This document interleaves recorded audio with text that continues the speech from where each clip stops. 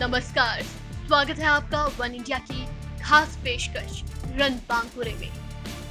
1962 के भारत चीन जंग में भले ही भारत की हार हो, लेकिन उस युद्ध में भारत के वीर सपूतों ने वीरता की ऐसी मिसाल पेश की जिसे सुनकर आज भी हमारा सीना गर्व से चौड़ा हो जाता है।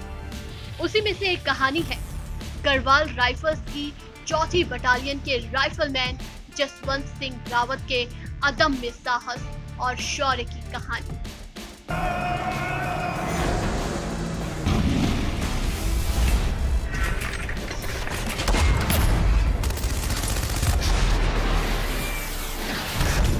साल 1962 में वो 17 नवंबर का दिन था जब चीनी सेना ने चौथी बार अरुणाचल प्रदेश पर हमला किया।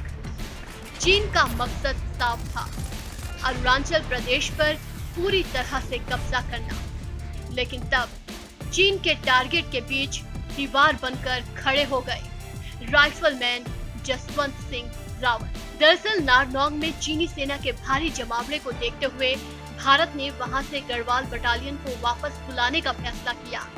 लेकिन राइफलमैन जसवंत सिंह, लांस नायक त्रिलोक सिंह और राइफलमैन गोपाल सिंह, इन तीनों बहादुर सिपाहियों ने वापस लौटने से इनकार कर दिया और अपने दम पर करीब 1000 की तादाद में चीनी सैनिकों से लड़ने का अदम्य फैसला लिया। नूरा रंग की इस लड़ाई में चीनी सेना मीडियम मशीन गन से जोरदार फायरिंग कर रही थी, जिससे गढ़वाल राइफल्स के जवान मुश्किल में थे।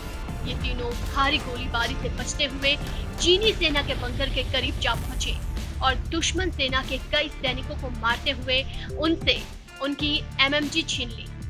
इससे पहले कि त्रिलोक और गोपाल एमएमजी लेकर भारतीय खेमे में सुरक्षित पहुंचते, बचे हुए चीनी सैनिकों ने उन पर गोलियां चला दी। वो शहीद हो गए। फिर एमएमजी को भारतीय बंकर तक पहुंचाने का काम जसवंत सिंह ने किया। जसवंत सिंह अकेले ही 10,000 फीट ऊंची अपनी पोस्ट पर डटे हुए थे। ऐसे में उनकी मदद 2 स्थानीय लड़कियों ने की। इनके नाम थे सेला और नूरा। इनकी मदद से जसवंत सिंह ने अलग अलग जगहों पर हथियार छिपाकर ऐसे हमला बोला जिससे दुश्मन को लगा कि भारत की तरफ पूरी बटालियन मौजूद है। वो चीनी सेना की एक पूरी टुकड़ी से अकेले लड़ते रहे। इस लड़ाई में जसवंत सिंह ने अकेले ही 300 से ज्यादा चीनी सैनिकों को मार गिराया। चीनी सैनिकों को मारते मारते जसवंत खुद भी पूरी तरह से घायल हो चुके थे।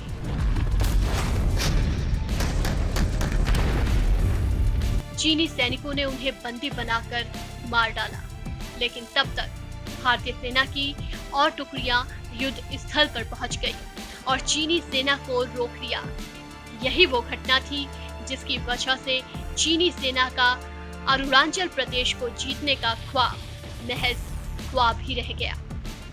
इस बहादुरी के लिए जसवंत सिंह को महावीर चक्र और त्रिलोक सिंह और गोपाल सिंह को वीर चक्र दिया गया।